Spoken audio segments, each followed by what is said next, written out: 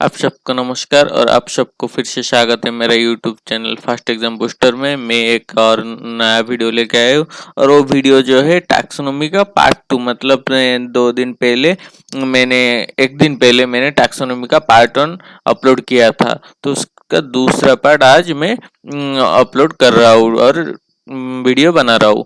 तो ये जो एग्जाम है वो स्टेट व कोई भी टीचर एग्जाम के लिए बहुत इम्पोर्टेंट है।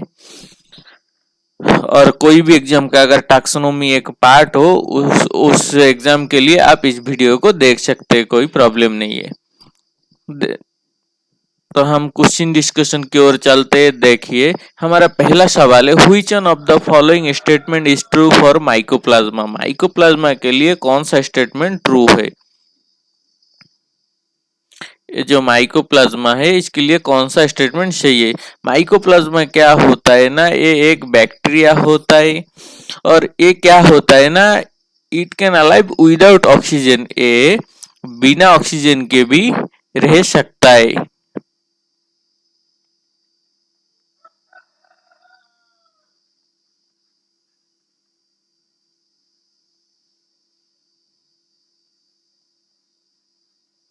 It can alive without oxygen. और इसमें क्या क्या नहीं होता है? इसमें न्यूक्लियस नहीं होता है, absent of nucleus.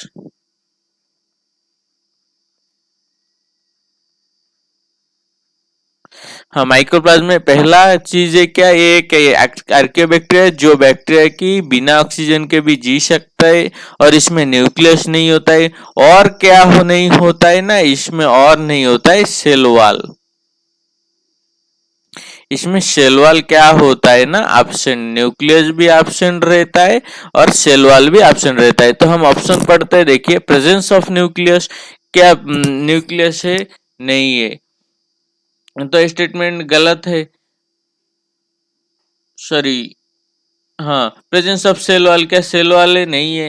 Absence of cell wall, यहाँ पे जो एब्सेंस ऑफ सेल वॉल यही स्टेटमेंट सिर्फ सही दिया है यार, डेफिनेट शेप नहीं। डेफिनेट, इसका कोई डेफिनेट शेप नहीं होता है, तरह तरह का शेप के होता है। ठीक है, तो इसका आंसर क्या है ना, एब्सेंस ऑफ सेल वॉल। अगर यहाँ पे होता है कि एब्सेंस ऑफ न्यूक्लियस तो ये ऑप्शन भी सही होता। और it can alive without oxygen, अगर ऐसा ऑप्शन दिया होता तो वो भी सही होता। यहाँ पे देखिए एक माइकोप्लाज्मा, ठीक है, माइकोप्लाज्मा क्या है? एक बैक्टीरिया है।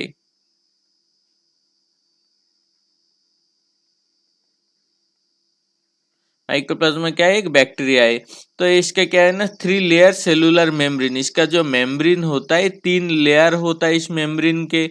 यहाँ पे लिखा है नो सेल वॉल। देखिए इस डायग्राम में कहीं पे भी आपको सेल वॉल नहीं दिखेगा। ये साइटोप्लाज्म है। साइटोप्लाज्म के अंदर क्या है? सॉल्युबल आरएनए है, डीएनए भी है। लेकिन डीएनए क्या है? देखिए डीएनए क्या है, साइटोप्लाज्म के अंदर इंडिपेंडेंटली तैर रहा है। इसका मतलब इंडिपेंडेंट तैर रहा है, मतलब डीएनए जनरली किसके अंदर होता है? न्यूक्लियस के अंदर। तो इसमें न्यूक्लियस नहीं है, इसलिए मतलब स्प्रेड होके पूरा सेल में स्प्रेड होके तैर रहा है, एब्सेंट ऑफ न्यूक्लियस। ठीक है, और राइबोसोम भी है। तो इसमें क्या क्या नहीं है? मैं पहला चीज सेल वॉल नहीं है माइक्रोप्लाज्म में, दूसरा चीज न्यूक्लियस नहीं है, तीसरा क्या है ना, ये एक ऐसा एक बैक्टीरिया है जो कि विदाउट ऑक्सीजन के भी ये जी सकता है। नेक्स्ट देखिए, the long bones are hollow and connected by air passage, they are characteristics of. देखिए जो कुछ लॉन्ग बोन होता है कुछ एनिमल में, कुछ जीव में क्या होता है ना, वो जनरली हॉलो होता है और एयर पैसेज होता रही है। देखिए ये हॉलो है, ये हॉलो, पूरा जितना भी आपको हॉलो दिख रहा है अच्छे से, यहाँ पे भी छोटा छोटा हॉलो है। तो ये जो हॉलो बोन जनरली किस में पाया जाता है, किस तरह के जीव में ना, ये जो हॉलो बोन होता है, क्या होता है ना, हॉलो बोन होने से क्या होता है, वो बहुत लाइट वेट होता है। हॉलो बोन क्या होता है ना, लाइट वेट होता है। लाइट वेट होने से क्या होता है ना, इसको उड़ने में मदद करता है। तो जनरली इनमें से कौन सा जीव उड़ता है ना, मामल, सर्पिल, बर्ड, ऑल लैंड वर्टिब्रेट नहीं, सिर्फ उड़ने वाला जीव कौन सा है? बर्ड्स। तो हॉलो बोन किस में पाया जाता है ना, बर्ड्स में, उसमें भी एयर पैसेज होता है। नेक्स्ट सवाल देखिए, न्यूमे pneumatic bones are expected to be found. देखिए न्यूमेटिक बोन क्या है, देखिए सेम पिक्चर मैंने डाला, जो हॉलो बोन है वही न्यूमेटिक बोन है। न्यूमेटिक बोन क्या होता है, जिसमें ज्यादा स्पेस होता है और उसमें एयर भरा होता है। और न्यूमेटिक बोन जनरली किस में पाया जाता है और हॉलो बोन किस में पाया जाता है, मैं बार्ड्स में बोला। तो इसमें से बार्ड्स कौन सा है, क्या पिजन बार्ड्स है, हाँ सही है बार्ड्स। और कुछ house lizard, frog, tadpoles, flying fish, इसमें से बाकी तीनों बार्ड्स नहीं, इसलिए आंसर इसका पिजन होगा, ठीक है। Pneumatic bones are those bones which contain an air filled cavity। क्या होता है ना, ये एयर फील्ड कैविटी होता है विद इन देम।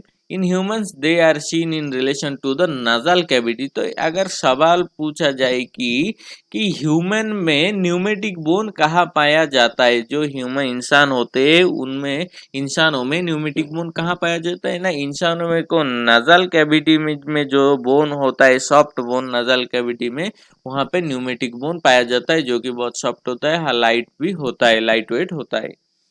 तो अगर बर्ड्स में पाया जाता है और इंसान के कहीं पे पाया जाता है ना, नजल कैविटी में पाया जाता है। Edible part of mushroom is, एक मशरूम का इडिबल पार्ट क्या है, इडेबल पार्ट क्या है, देखिए एक मशरूम जब छोटा होता है उसका इडिबल पार्ट बेसिडोकार्प होता है, ठीक है। जब एक मशरूम एकदम छोटा होता है तो पहला अवस्था क्या है, स्पोर्स होता है, ठीक है। स्पोर्स से वो क्या करता है ना, बड़ा होता है, बड़ा होने से इसको बेसिडोस्पोर्स बोला जाता है। और क्या, बेसिडिज्म बोला जाता है। और जब वो बेसिडोस्पोर जब और बड़ा होता है तो वो बेसिडोस्कार्प बोला जाता है, और बेसिडोस्कार्प ही हम खाते हैं, ठीक है। देखिए यहाँ पे क्या है ना, गिल्स लैंडविच बेसिडिया, जो इसका एक मतलब मैग्नीफाइंग इमेज है। पहला क्या होता है ना, जो बेसिडियम से बेसिडियोस्पोर्स निकलते हैं और वही बेसिडियोस्पोर्स बड़ा होकर बेसिडियम, और वो बेसिडियम और बड़ा होने से क्या होता है ना, बेसिडियोकार्प में कन्वर्ट हो जाता है, एक बेसिडियोकार्प से। और जो कि टोटली एक इडिबल पार्ट है, इंसान इसे कंज्यूम कर सकता है इजीली। नेक्स्ट, एनिमल और organism floating on the surface of water are. जो एनिमल और जो ऑर्गेनिज्म क्या ना वाटर सरफेस में फ्लोट कर पाते, उनको क्या बोला जाता है, देखिए क्या प्लैंटन बोला जाता है, हाँ। प्लैंटन एक ऐसा जीव है जो कि वाटर में तैर सकता है। देखिए प्लैंटन दो तरह का होता है, एक तो होता है जू प्लैंटन, और होता है क्या, और दूसरा होता है फाइटोप्लैंक्टन।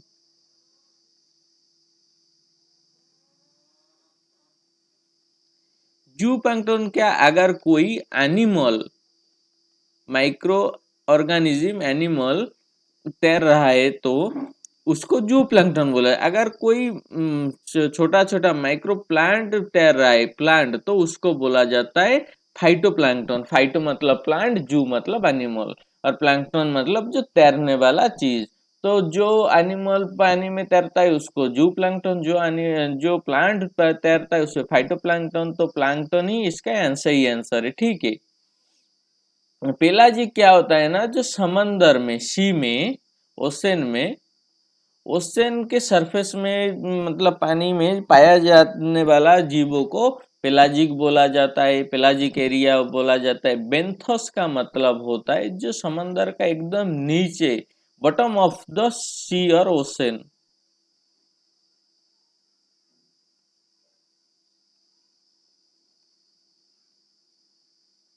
ओशन में पाया जाने वाला जीवों को बेंथस बोला जाता है, ठीक है। तो यहाँ पे क्या सवाल था कि सरफेस में तैरने वाला पाया जाने वाला जीवों को क्या बोला जाता है, एनिमल और ऑर्गेनिज्म को, लेकिन ये बॉटम में रहता है। और दूसरा नेरेटिक, नेरेटिक मतलब क्या होता है ना, समंदर के 200 मीटर तक रहने वाले जीवों को, पाया जाने वाले जीवों को क्या बोला जाता है, नेरेटिक बोला जाता है। देखिए ये क्या होता है, एनिमल जो है, जो तैरता है, जू प्लैंक्टन है, ठीक है। ये क्या है ना, फाइटोप्लैंक्टन है।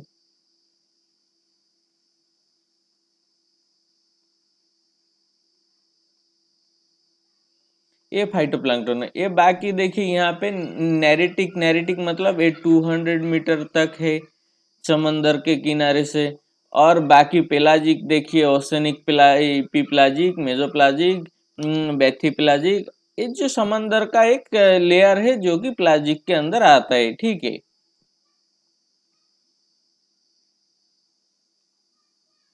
Next earthworms. अर्थवर्म्स क्या करता है ना इंसानों के लिए, क्या ये यूजफुल है? हाँ, हार्मफुल नहीं है। मोर यूजफुल देन हार्मफुल नहीं है, टोटल हार्म करता ही नहीं है, तो कंपैरिजन किस चीज का है? मोर हार्मफुल नहीं है, हार्मफुल करता ही नहीं है। तो आंसर क्या है ना, यूजफुल होता है। इसको क्या बोला जाता है? फार्मर मैन भी बोला जाता है। अर्थवर्म को क्या बोला जाता है? फार्मर मैन और फ्रेंड ऑफ फार्मर बोला जाता है इसे अर्थों में, क्योंकि ये क्या करता है ना, मिट्टी में रह के मिट्टी को बहुत पोरस कर देते हैं और इसलिए इसमें बहुत अच्छा फसल उगता है। ऑल कॉर्डेटास पोजेसेस, मतलब जो कॉर्डेटा होता है उसमें जनरली ज्यादातर क्या पाया जाता है, मतलब उसका मेन फीचर्स कुछ क्या क्या है? देखिए, क्या एक्सोस्केलेटन है? नहीं, कॉर्डेटा में एक्सोस्केलेटन नहीं होता है। लिम्स नहीं, स्कल्स नहीं। इसका मेन फीचर्स है नोटोकॉर्ड, इसमें पाया जाता है। Axial skeletal rod of notochord, मतलब क्या होता है ना, कॉर्डेटा में क्या क्या पाया जाता है? मेन फीचर्स होता है नोटोकॉर्ड का। और नोटोकॉर्ड के साथ देखिए इसका कुछ मेन फीचर्स, एक तो है नोटोकॉर्ड, दूसरा डोर्सल हॉलो नर्व कॉर्ड, दूसरा क्या चीज रहता है? Nerve cord. तीसरा पोस्ट अनल टेल होता है, इसका मेन फीचर्स में पोस्ट अनल टेल्स। और फेरिंग्स विथ गिल स्लिट, सिर्फ गिल्स नहीं, फेरिंग्स विथ गिल स्लिट अगर होता है तो ऑप्शन ठीक होता। ब्रेन माउथ तो जनरली सब जीवों में पाया जाता ही है।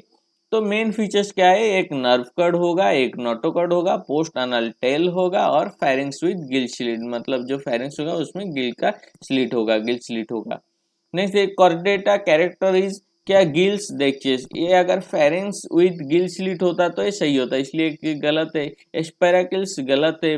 पोस्ट अनल टेल, हाँ देखिए इसका प्रीवियस इमेज देखिए, पोस्ट अनल टेल से कॉर्डेटा में पाया जाता है, इसलिए पोस्ट अनल टेल ही सही आंसर है इसका, ठीक है। सही आंसर कौन सा है ना, पोस्ट अनल। काइटिनियस एक्सोस्केलेटन नहीं, काइटिनियस एक्सोस्केलेटन भी नहीं होता है। कॉर्डेटा का मेन फीचर्स क्या है? एक तो पोस्ट अनल टेल, दूसरा नोटोकॉर्ड, तीसरा नर्व कॉर्ड, चौथा फायरिंग्स विद गिल स्लिट। अब देखिए माल्पिघियन ट्यूबुल्स आर, जो माल्पिघियन ट्यूबुल्स होता है वो क्या होता है? क्या एक्सक्रीटरी ऑर्गन्स ऑफ इंसेक्ट? क्या इंसेक्ट का एक्सक्रीटरी ऑर्गन होता है? हाँ, ये सही आंसर है। एक्सक्रीटरी ऑर्गन ऑफ एनिलिडा नहीं, ये गलत है। रेस्पिरेटरी ऑर्गन ऑफ इंसेक्ट नहीं, ये रेस्पिरेटरी ऑर्गन नहीं, इंसेक्ट का ये कौन सा ऑर्गन है? एक्सक्रीटरी ऑर्गन है। और रेस्पिरेटरी ऑर्गन ऑफ एनिलिड्स, क्या एनिलिड्स का रेस्पिरेटरी ऑर्गन नहीं है, रेस्पिरेटरी ऑर्गन नहीं है। अब देखिए जो सवाल है, रेस्पिरेटरी ऑर्गन ऑफ इंसेक्ट, अगर एक्सक्रीटरी ऑर्गन ऑफ इंसेक्ट अगर मल्पीगियन ट्यूबल्स होता है इंसेक्ट में, मल्पीगियन ट्यूबल्स क्या होता है ना, एक्सक्रीटरी ऑर्गन होता है, ठीक है। तो रेस्पिरेटरी ऑर्गन कौन सा है ना, रेस्पिरेटरी ऑर्गन क्या होता है ना, स्पाइराकिल्स।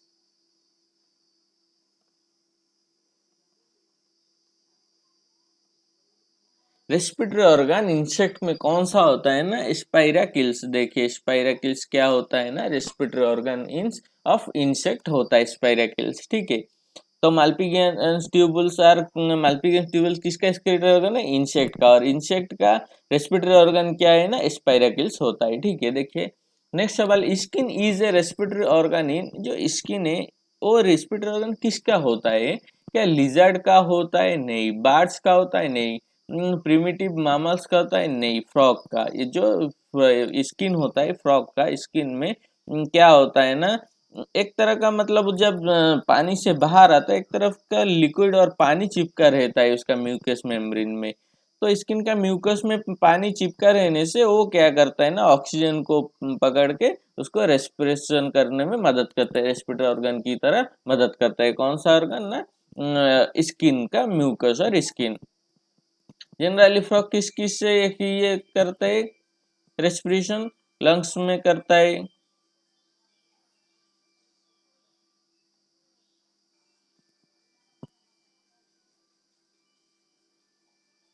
यहाँ पे देखिए life cycle of A frog क्या होता है ना, पहले एग होता है, एग से टेडपोल होता है, टेडपोल से टेडपोल विथ लेग्स होता है।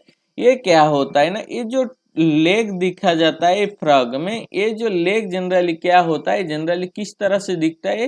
ये बेसिकली फिश का जो फिन होता है, फिश फिन, उस फिन की तरह दिखता है। इसलिए इसमें क्या होता है ना, जो इस फिश फिन को क्या बोला जाता है, सॉरी, फिश फिन होने से इस फ्रॉग को क्या बोला जाता है, कभी कभी लोग नहीं पहचानने के वजह से इसके फिश बोल देते हैं, क्योंकि बाकी स्ट्रक्चर फिश की तरह है।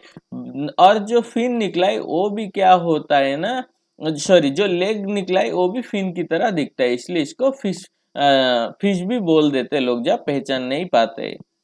यंग फ्रॉग ऐसा होता है, थोड़ा सा टेल होगा, बाकी वो फ्रॉग की तरह ही दिखेगा, बाद में टेल भी डिसअपियर होके एक एडल्ट फ्रॉग में कन्वर्ट हो जाएगा, और इसी एडल्ट फ्रॉग में से क्या होगा, फिर से एग निकलेगा।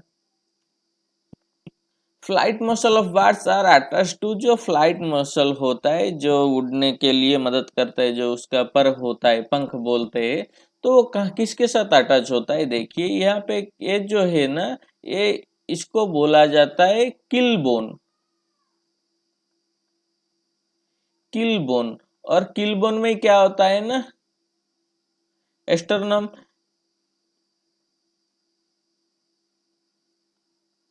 तो फ्लाइट मसल जनरली किससे जुड़ा होता है, किल ऑफ एस्टर्नम, ठीक है। एक किल बोन में, किल बोन अगर कहीं पे आंसर किल बोन होगा, या तो एस्टर्नम होगा, या तो किल ऑफ एस्टर्नम भी होगा, तो जो आंसर दिया जाएगा उसी हिसाब से आपको आंसर लगाना है। अगर किल बोन दिया जाता है वो सही होगा, अगर सिर्फ एस्टर्नम दिया जाता है वो भी सही होगा, अगर किल ऑफ एस्टर्नम दिया जाए वो भी सही होगा, ठीक है। नेक्स्ट है classification of Porifera is based on, जो पोरिफेरा का क्लासिफिकेशन किस हिसाब से हुआ है। एक पहली चीज तो स्पॉन्जी होता है, दूसरा क्या होता है ना, इसमें बहुत सी स्पिक्यूल्स होता है, स्पिक्यूल्स मतलब कांटे जैसा, सुई जैसा निकला होता है इसमें, ठीक है। तो इसलिए इसका मेन फीचर्स क्या है ना, स्पिक्यूल्स से एक मेन फीचर्स भी लिया जाता है। देखिए पोरिफेरा का क्या होता है ना, members of this phylum are commonly known as sponges, जितना भी स्पॉन्जेस होता है वो कौन सा कैटेगरी में आते हैं ना, पोरिफेरा में आते हैं, ठीक है। ये देखिए स्पिकुल्स, इसका जो आंसर होता है ये देखिए, कांटे जैसा, एक दो तीन चार, कितना निकला है इसमें सारा बॉडी में इसका कांटे जैसा है, बॉडी स्ट्रक्चर से बाहर निकला है, क्या निकला है, स्पिकुल्स और कांटे जैसा निकला है। तो स्पिकुल्स निकला है, they are generally marine and mostly asymmetrical animals. क्या होता है, जनरली मेराइन होता है, मतलब समुद्र में पाए, और एसिमेट्रिकल भी होता है, ठीक है। Water enters through minute pores in the body wall into a central cavity spongicle। क्या होता है ना, जो वाटर एंटर करता है पोरोसाइट जैसे कुछ बॉडी पोर्स होते हैं, उस बॉडी पोर्स से वाटर एंटर करता है, ठीक है।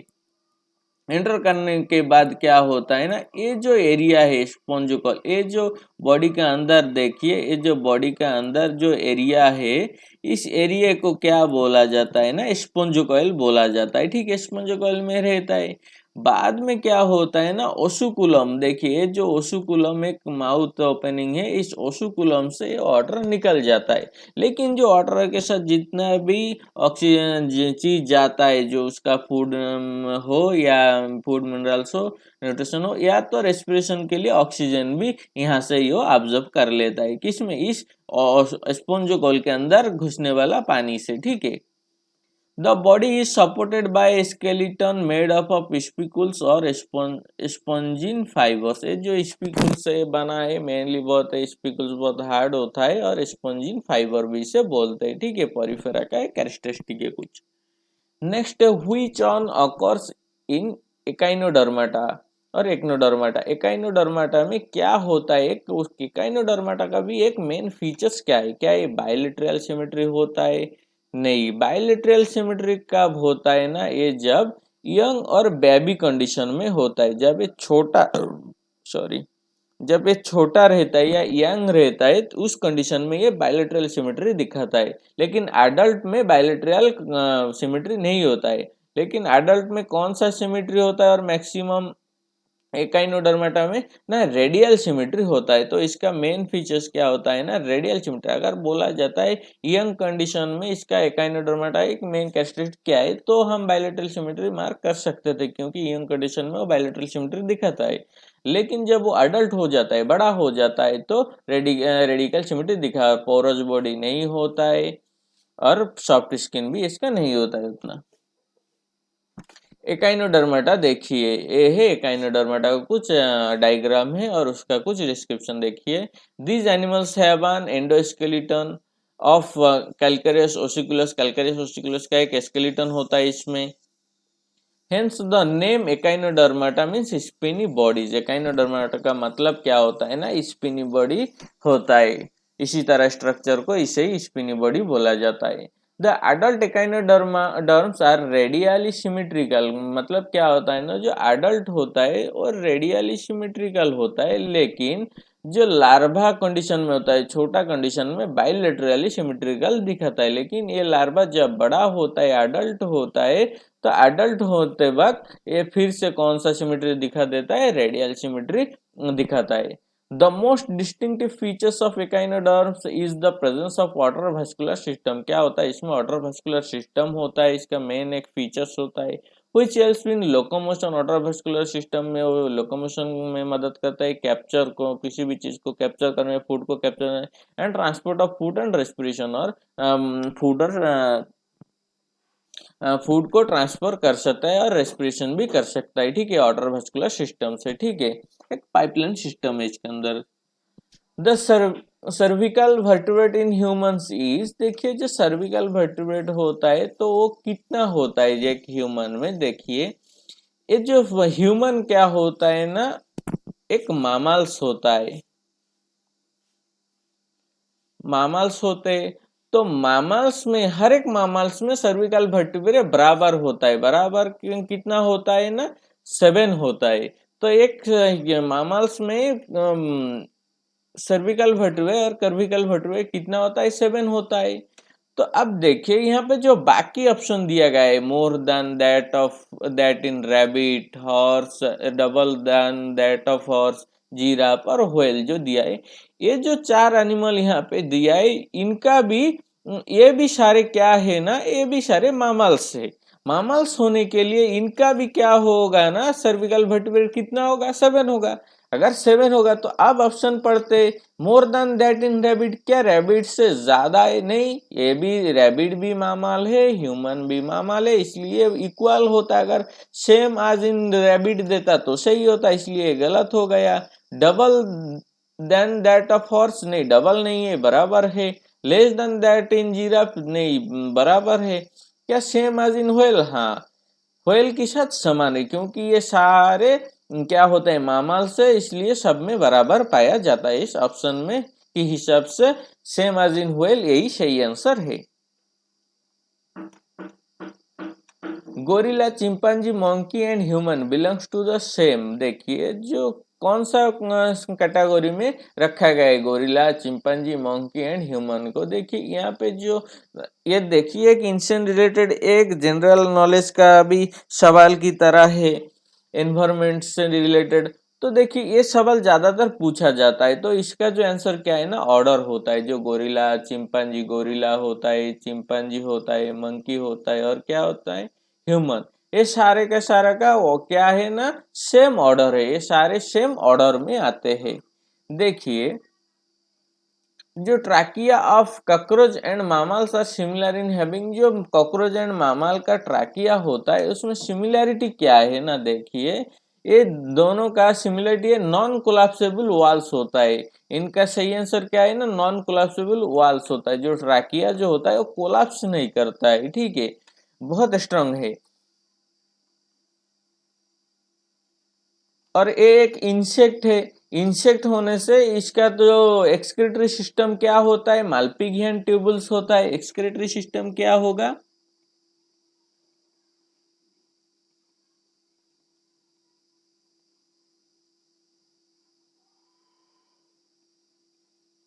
माल्पीगियन ट्यूबल्स होगा। और स्पाइरेक्युलस का क्या है ना, रेस्पिरेटरी ऑर्गन।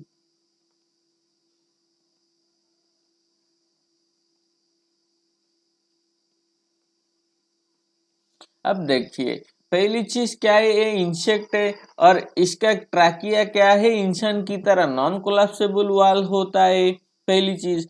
दूसरी, इसका जो इंसेक्ट होने के लिए इसका जो एक्सक्रीटरी सिस्टम क्या होता है ना, माल्पीगियन ट्यूबुल से। एक कौन सा जीव है बताइए, एक ग्रास होपर से क्या है ना, एक, सॉरी,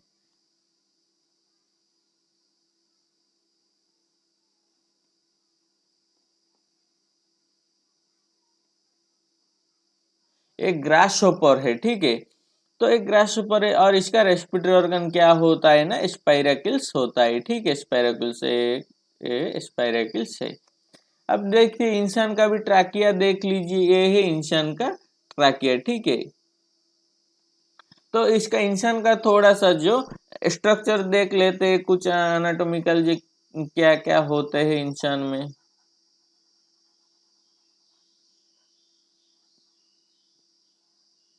देखिए इंसान में पहला होता है क्या, नजल कैविटी। रेस्पिरेशन के लिए इंसान में पहला चीज क्या होता है, नजल कैविटी।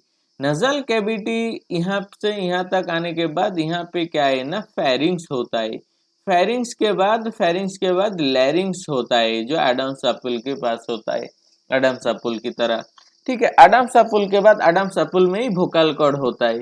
फेरिंग्स के बाद लैरिंग्स होता है। लैरिंग्स के बाद क्या है ना, ट्रैकिया। देखिए ये जो सेगमेंटेड टाइप का दिख रहा है, यही ये ट्रैकिया, ठीक है। सेगमेंटेड टाइप का दिखने वाला चीज ये, और जो पाइप ही ट्रैकिया है। ट्रैकिया के बाद क्या हुआ ना, डिवाइड होके क्या हुआ ना, ब्रोंकोस में और ब्रोंकियोली में डिवाइड हुआ है। प्राइमरी ब्रोंकियोली है, उसके बाद होता है प्राइमरी ब्रोंकियोली, और जो ये जो फुसफुस है, लंग्स को जोड़ने वाले प्राइमरी ब्रोंकियल्स के बाद डिवाइड हुआ है कौन से, सेकेंडरी ब्रोंकियल्स, उसके बाद टर्शियरी ब्रोंकियल्स। एंड में क्या हुआ ना, ब्रोंकियोली हुआ है। ब्रोंकियोलियो में जाके क्या हुआ ना, टर्मिनल ब्रोंकियल में कुछ लगाई क्या ना, कौन सा ना, अल्वियोलर शैक। ये जो ऑक्सीजन आता है, ऑक्सीजन जो एंटर करता है भी अंदर में, ये एंड में जाके, इसी रास्ते से जाके एंड में कहाँ पे जाके पहुंचता है ना, अल्वियोली शैक में, जहाँ पे की बैलून की तरह कुछ लगा हुआ है, एक ऐसे बैलून की तरह, छोटा छोटा बैलून की तरह लगा हुआ है। इस अल्वियोली सैक में ही क्या होता है ना, ऑक्सीजन का और कार्बन डाइऑक्साइड का एक्सचेंज होता है। तो अगर पूछा जाए कि where is the exchange of gas is occurs, तो कहाँ पे होता है ना, अल्वियोली।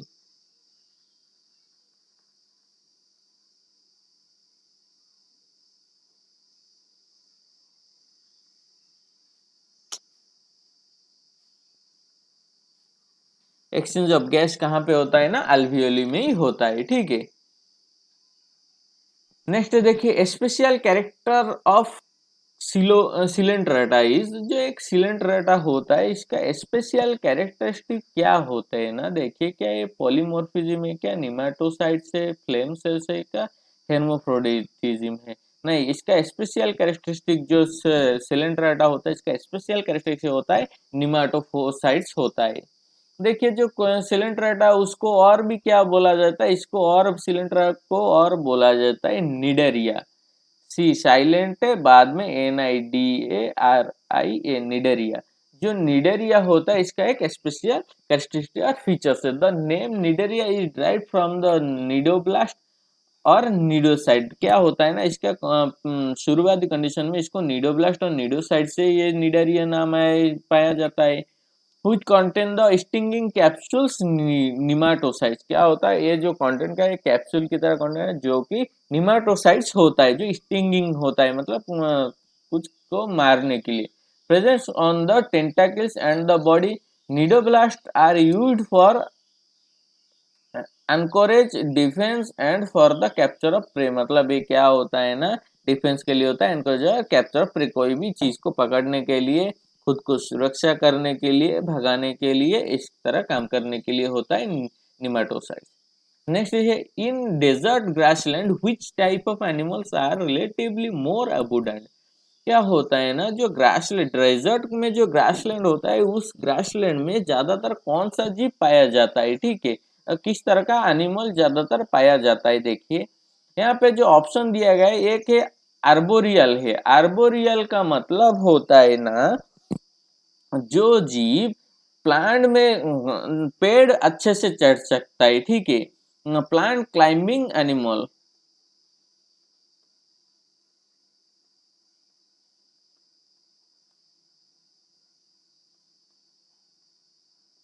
ठीक है, जो जीव अच्छे से प्लांट में, पेड़ में चढ़ सकता है, प्लांट में रह सकता है, उसको आर्बोरियल बोला जाता है।